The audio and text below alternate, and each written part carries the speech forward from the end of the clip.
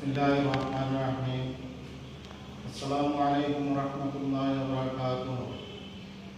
সুপ্রিয় শিক্ষার্থীবৃন্দ, সকলের প্রতি স্নেহ ও ভালোবাসা রইল এবং সালাম। দূর দূরান্তে নিকটে সবার প্রতি আন্তরিক শুভেচ্ছা ও অভিনন্দন রইল। আশা করি তোমরা সবাই ভালো আছো।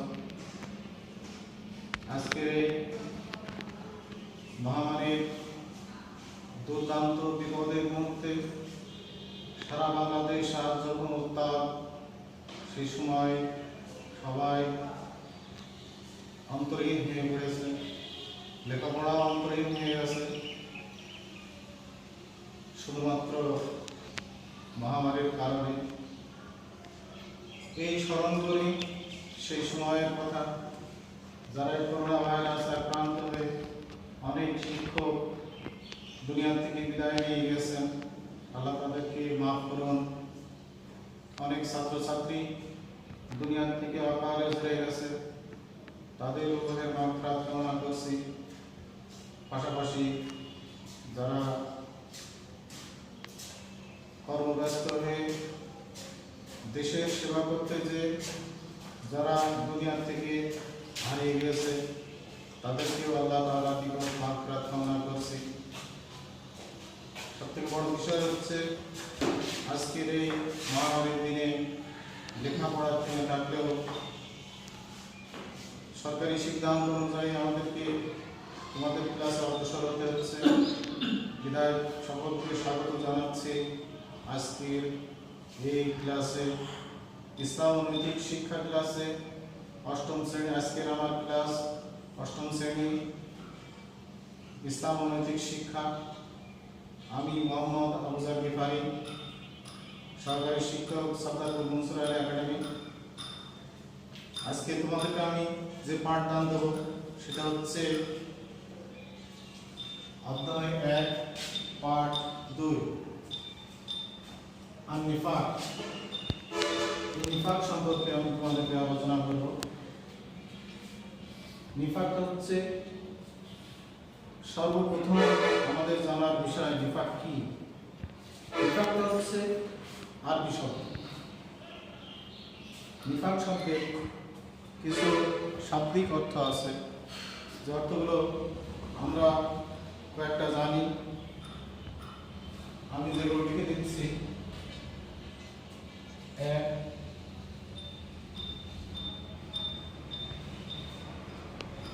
অপরতা, ভণ্ডামি,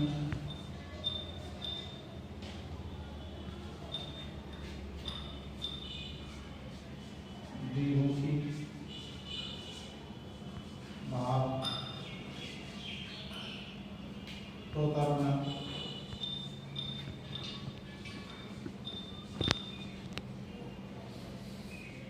ইত্যাদি।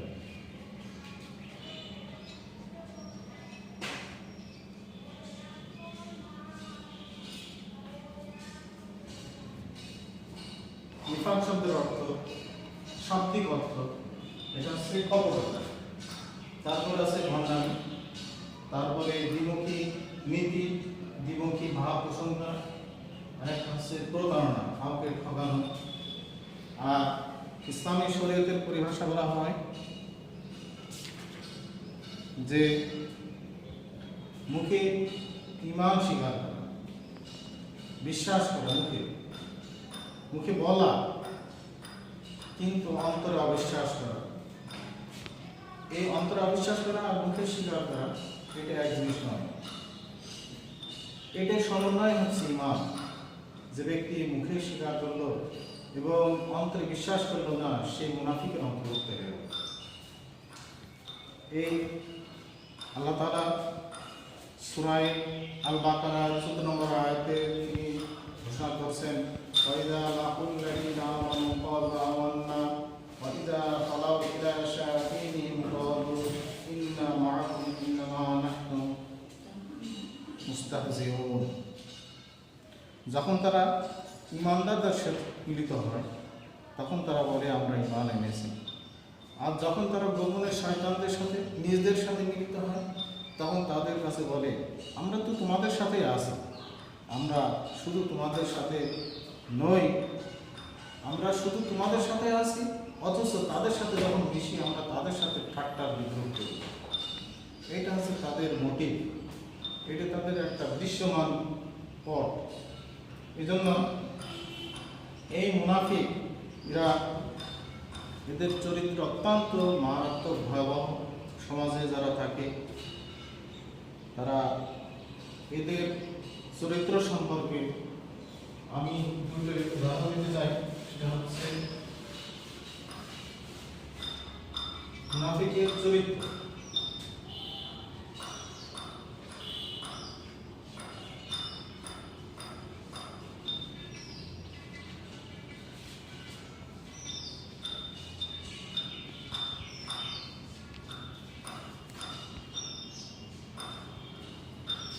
মুনাফিকের চরিত্র হিসেবে আমরা জানি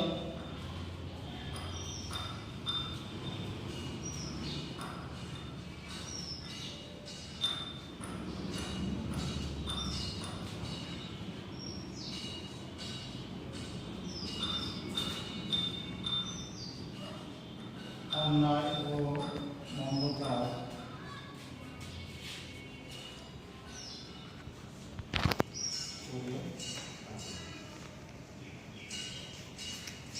তারা সবসময় কি করে? অন্যায় এবং মন্দ কাজ করে থাকে। মুনাফিক ব্যক্তি এরা সবসময় অন্যায় কাজ করে, অন্যায় কাজ করতে দ্বিধাবোধ করে না। আর মন্দ কাজ, সমাজের কিন্তু যত নিকৃষ্ট কাজ থাকুক না কেন, যত রকম খারাপ কাজ, যত ধরনের নিকৃষ্টতম কাজ, এগুলো মুনাফিক দ্বারা সম্ভব। এই জন্য তারা সবসময় অন্যায় কাজ করে এবং তারা মন্দ কাজ করে থাকে। আর আরেকটা বলতে পারি, সেটা হচ্ছে মিথ্যা ও প্রতারণা করে থাকে।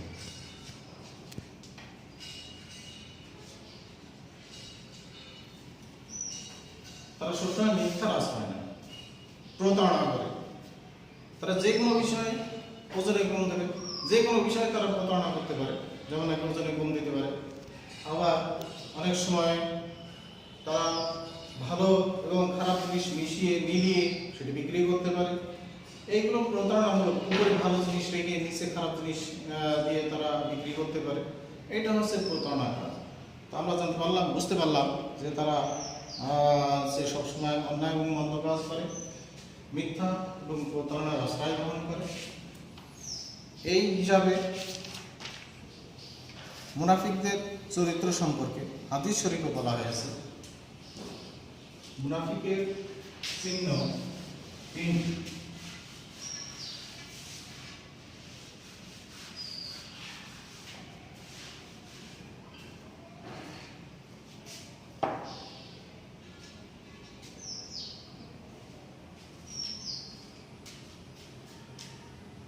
আমরা এখানে দেখতে পাই যে মুনাফিকের চিহ্ন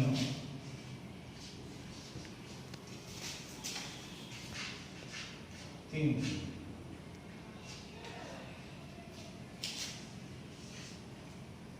মুনাফিকের চিহ্ন তিনটি। হাদিস শরীফ অনুযায়ী যতটুকু জানি আমরা,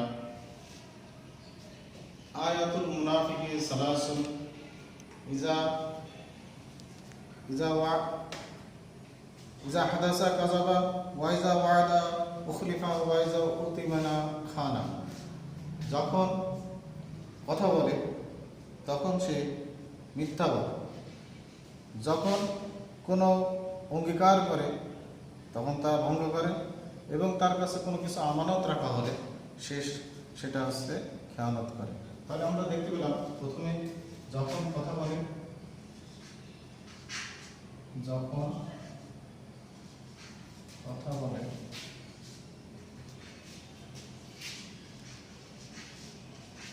মিথ্যা বলে। যখন কথা বলবে, কথায় কথায় সে মিথ্যা বলতে দ্বিধাবোধ করবে না। যখন কথা বলবে, যে কোনো কথায় সে মিথ্যা কথা বলবে এবং সে মিথ্যা কথা বলতে সে কোনো কুণ্ঠাবোধ করে না। আর যখন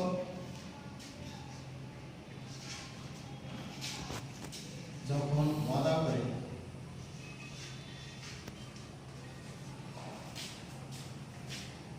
তা ভঙ্গ করবে, তা ভঙ্গ করে।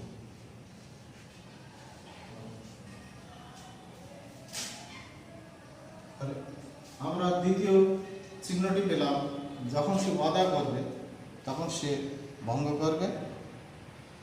এবং 3 নম্বরে যেটা, যখন কোনো আমানত রাখা হয়, কোনো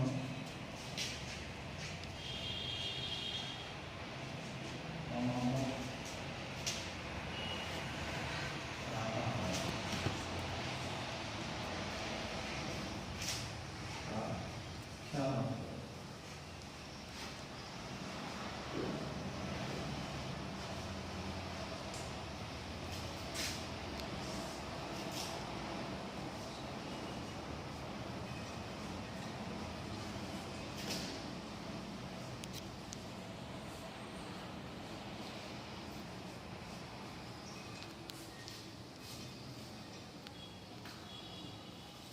তাহলে আমরা দেখতে পাচ্ছি যে মুনাফিকের চিহ্ন হচ্ছে 3টি। একটা হচ্ছে যখন কথা বলে তখন সে মিথ্যা কথা বলে, যখন ওয়াদা করে, যখন ওয়াদা করে তা ভঙ্গ করে, যখন কোনো আমানত রাখা হয় তার কাছে তা সেটা অনায়াসে সে খেয়ানত করে। যে কোনো আমানত, টাকা পয়সা রাখলেও খেয়ানত করবে, কোনো জিনিসপত্র রাখলেও খেয়ানত করবে, এমনকি কোনো তার কাছে যদি কোনো কথা আমানত রাখা হয় তাহলে সেটি খেয়ানত করে। এটা হচ্ছে মুনাফিকের লক্ষণ। তাহলে নিফাক সম্পর্কে আমরা যতটুকু জানলাম, এই নিফাক একটা আরবি শব্দ। নিফাকের এই পাঠের আগে প্রথমে আমরা পড়েছি কপটতা, ভণ্ডামি, দ্বিমুখী ভাব এগুলো। এবং কাকে বলে মুনাফিকের, মুনাফিকের পরিচয় আমরা জানলাম, মুনাফিকের চিহ্ন জানলাম। এই মুনাফিকের ফলে কি পরিণত হতে পারে এটা হচ্ছে আমরা জানবো। এই যে মানুষ নিফাকি করে, মুনাফিকি করে, এর কুফল সমাজে কি প্রভাব সৃষ্টি করে এটা আমরা এখন একটুখানি দেখিনি।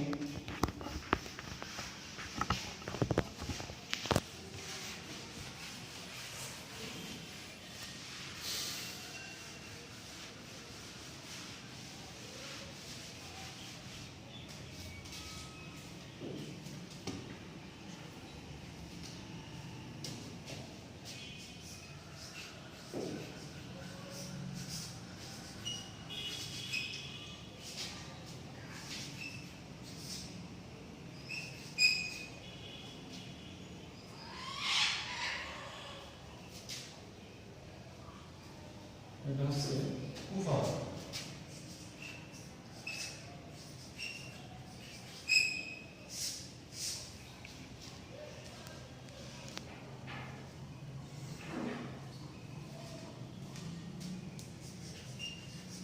মানুষ অন্যায় ও অশ্লীল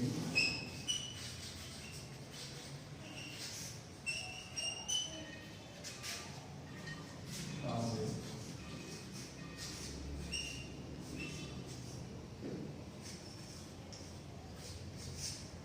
জড়িয়ে পড়ে। মুনাফিকে একটি অত্যন্ত গর্হিত এবং খারাপ কাজ। এর ফলে মানুষের কি কি প্রভাব পরিলক্ষিত হয় আমরা জানি। ফলাফল 2 রকমের হতে পারে, একটা সুফল আর একটা কুফল। সুফল হলো যেটা আমার জন্য সফলতা বয়ে নিয়ে আসবে, এটা হচ্ছে সুফল। আর যেটা আমার জন্য খারাপের দিকে অগ্রসর হবে, নিজের মন মানসিকতা খারাপের দিকে অগ্রসর হবে, সমাজের মন মানসিকতা খারাপের দিকে চলে যাবে, এটা হচ্ছে কুফল। তা আমরা এই কুফলের দিক থেকে আমরা 1 নম্বরে দেখতে পাই নিফাকের ফলে মানুষ অন্যায় অশ্লীল কাজে ছড়িয়ে পড়ে। আর জড়িয়ে পড়ে। আর দুই হচ্ছে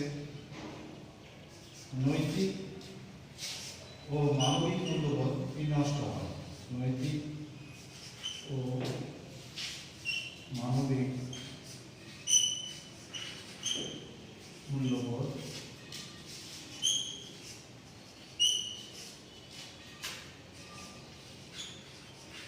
বিনষ্ট হয়।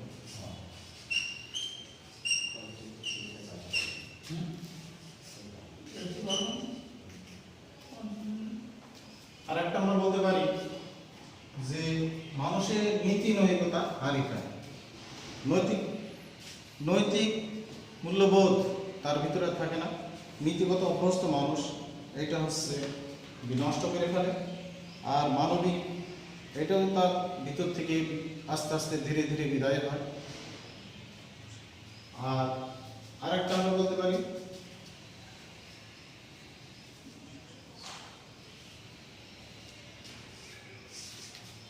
মানুষের মধ্যে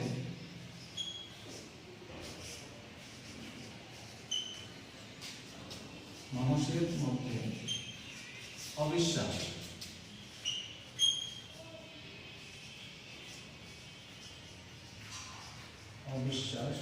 ও সন্দেহ সৃষ্টি করে।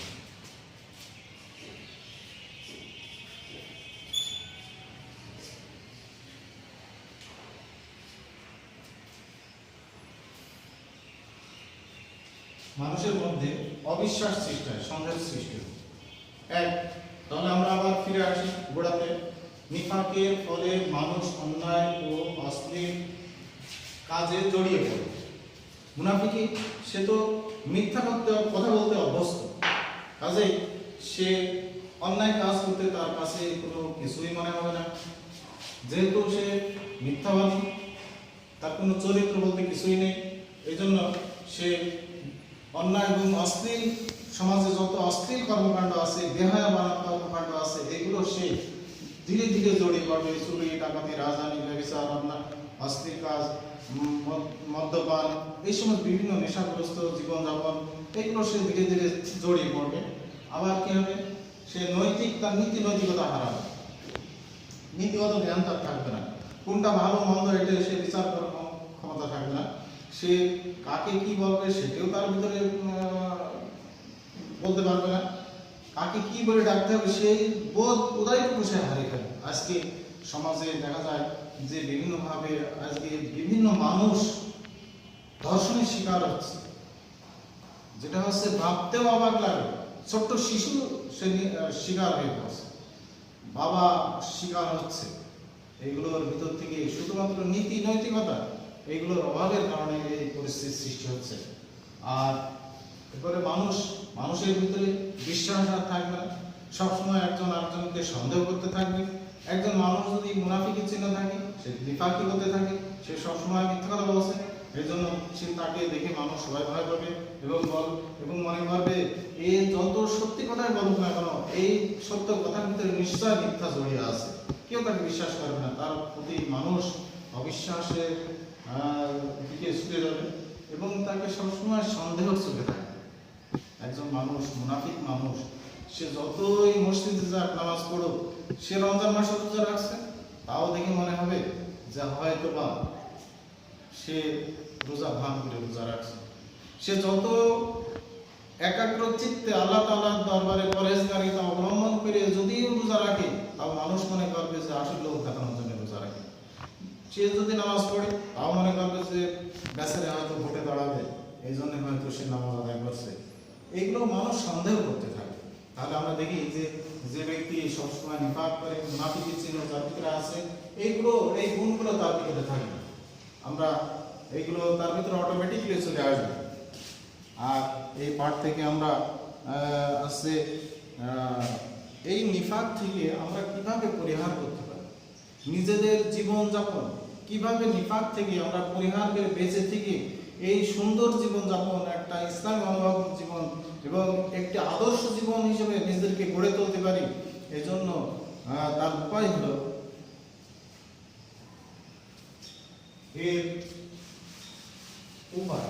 উপায়টা কি?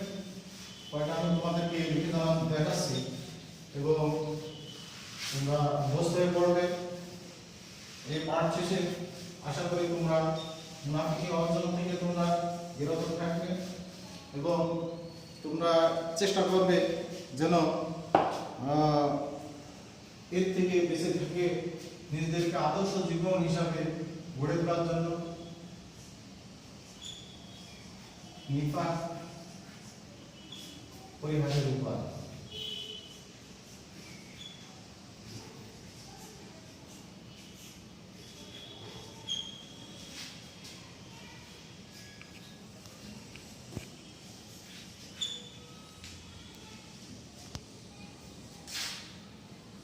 আমরা কিভাবে নিফাক থেকে বেঁচে থাকতে পারি, সমাজ কিভাবে বেঁচে থাকতে পারে, আমার প্রতিবেশী কিভাবে মুনাফিকি থেকে বেঁচে থাকতে পারে, তার উপায় হচ্ছে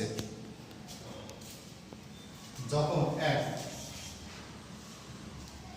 কথা বলার সময় কথা বলার সময় সত্য বলবে, সত্য কথা বলবে,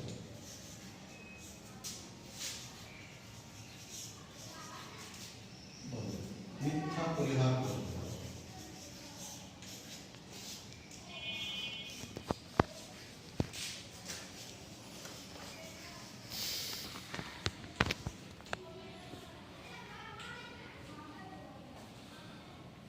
কথা বলার সময় সত্য কথা বলবে, মিথ্যা পরিহার করবে। কথা যদি বলতেই হয় সবসময় সত্য কথা বলবো। সবসময় কথাটা যদি আমি সত্য কথা বলি তাহলে এই মিথ্যা থেকে পরিহার করলে আমি মুনাফিকি থেকে বেঁচে যাব। আল্লাহ রাসূলকে একজন জিজ্ঞাসা করছিল, ইয়া রাসূলুল্লাহ, আমি তো চুরি করতে অভ্যস্ত, চুরি ছাড়তে পারি না। আল্লাহ রাসূল বললেন, তোমার প্রথমে একটা চুরি করো সমস্যা নেই, কিন্তু তোমার প্রথম যে কাজটা তুমি সবসময় সত্য কথা বলবে। পরের দিন সে ব্যক্তি চুরি করার জন্য বের হয়েছে, রাস্তায় একজনের সাথে দেখা, যে তুমি কোথায় যাচ্ছ? তাই সে লোক আল্লাহ রাসূলের কথা মনে পড়ে গিয়েছে, সে তখন আর মিথ্যা কথা বলতে পারেনি, সে ওই রাস্তা থেকে ফিরে চলে আসছে। পরের দিন আবার বের হয়েছে চুরি করার জন্য, পথে আরেকজনের সাথে দেখা গেছে, সে জিজ্ঞাসা করছে তুমি কোথায় যাচ্ছ? সে আর মিথ্যা কথা বলতে পারেনি। আস্তে আস্তে লোকটা ওই অভ্যাস থেকে পরিহার করে নিজেদেরকে সৎ মানুষ হিসেবে গণ্য করার জন্য নিজে তৈরি হতে পেরেছে। এটাই তার আদর্শ।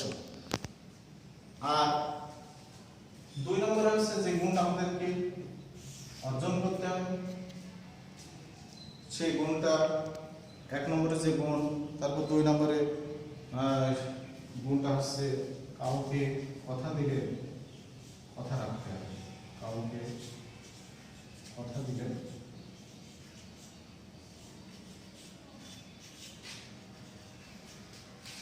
কথা রাখতে হবে।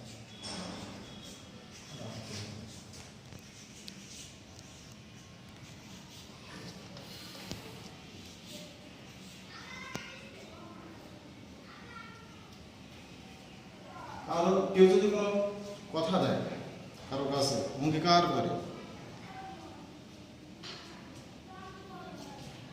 এই কথাটা রাখতে হবে।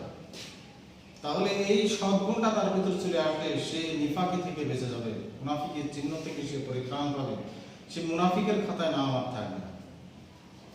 আর আরেকটা হচ্ছে তিন নম্বরে যে গুণটা আমাদেরকে অর্জন করতে হবে, আমানত রক্ষা করতে হবে।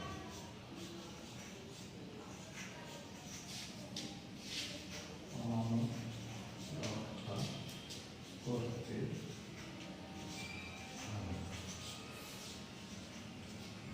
সুপ্রিয় শিক্ষার্থীবৃন্দ, আমরা এই তিনটে গুণ যদি আমরা নিজেদের ভিতরে অর্জন করতে পারি তাহলে অবশ্যই একজন সৎ মানুষ হিসেবে নিজেদেরকে গড়ে তুলতে পারবো, নিজেদের পরিবারকে গড়ে তুলতে পারবো, নিজেদের আত্মীয়স্বজনকে গড়ে তুলতে পারবো। সবাই যদি এই গুণায় গুণান্বিত হয় তাহলে একজন আদর্শবান মানুষ হিসাবে বেঁচে থাকতে পারবো, নিজেদের জীবন ধারণটা সহজ হবে, নিজের জীবন ধারণটা সার্থক হবে। আজকে এই গুণগুলো হচ্ছে কথা বলার সময় সত্য কথা বলবে, মিথ্যা পরিহার করবে, কাউকে কথা দিলে কথা রাখতে হবে, আমানত রক্ষা করতে হবে। আমানত হচ্ছে সে যে কোনো জিনিসের আমানত হোক না কেন, একটা কথা বলে যদি সে আমানত করে যে আমি তোমার নিকটে এই কথাটা আমানত হিসেবে রাখলাম, তো সেটাও রক্ষা করতে হবে। কথাটা আমানত। ব্যাংকে টাকা পয়সা রাখি, এটাও একটা আমানত। কেউ কারোর কাছে টাকা রাখি, এটাও আমানত। একজন আরেকজনের কাছে হয়তো কিছু টাকা রেখে গেল, সে হয়তো প্রয়োজন মতো সেক্ষেত্রে খরচ করলো, কিছুদিন পর সে টাকাটা ফেরত দিল, এটা আমানত খেয়ানতের অন্তর্ভুক্তও হবে। প্রকৃত আমানতদারী সেই ব্যক্তি যে কেউ কারোর কাছে কিছু টাকা দিয়েছে, যে এটা তোমার কাছে রেখে দাও, আমি চাইবা মাত্র যখন চাবো তুমি আমার কাছে এটা ফেরত দেবে। যে যে কয় টাকার নোট যেভাবে দিয়েছে, যেভাবে ভাঁজ করে দিয়েছে, ওইভাবে নিজেকে রেখে দেওয়া, এটাই হচ্ছে আমানত। আমাদেরকে আমানত রক্ষা করতে হবে। আর এখানে আমরা বেশ কিছু এই নিফাক সম্পর্কে কিছু প্রশ্ন তোমাদেরকে আসতে পারে, যেটা জ্ঞানমূলক। যেমন নাকি আমি তোমাদেরকে সে প্রশ্ন প্রদান করিনি, উদ্ভাবনমূলক, প্রয়োগমূলক, উচ্চতর দক্ষতামূলক, এই প্রশ্নগুলো তোমাদের পরীক্ষা আসবে। আর এই নিফাকের ভিতর থেকে জ্ঞানমূলক প্রশ্ন দুটো একটা হতে পারে। যেমন নাকি উদাহরণস্বরূপ 1, নিফাক কি শব্দ, কোন ধরনের শব্দ?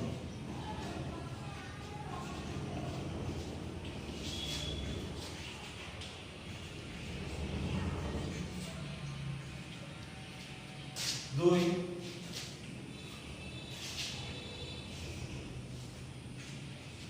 নিফাক অর্থ কি?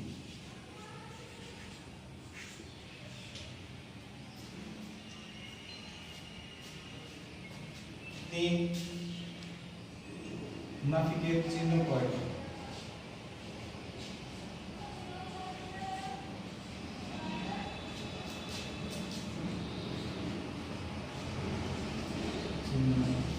4টি।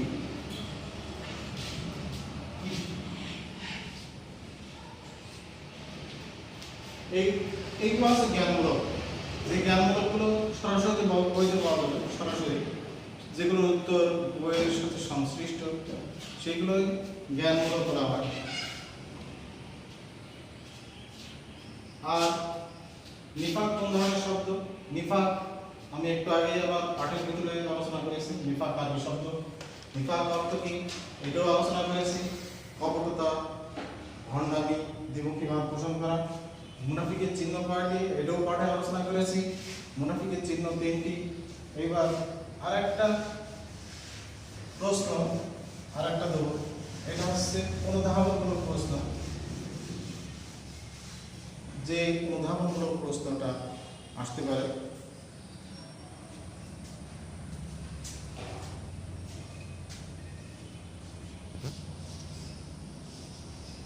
প্রকাশ্য শত্রুর চেয়ে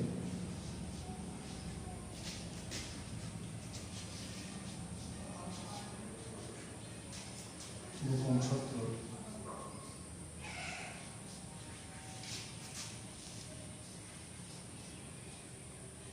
বেশি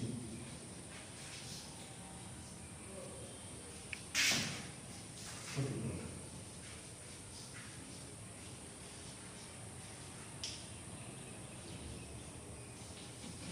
বিশ্লেষণ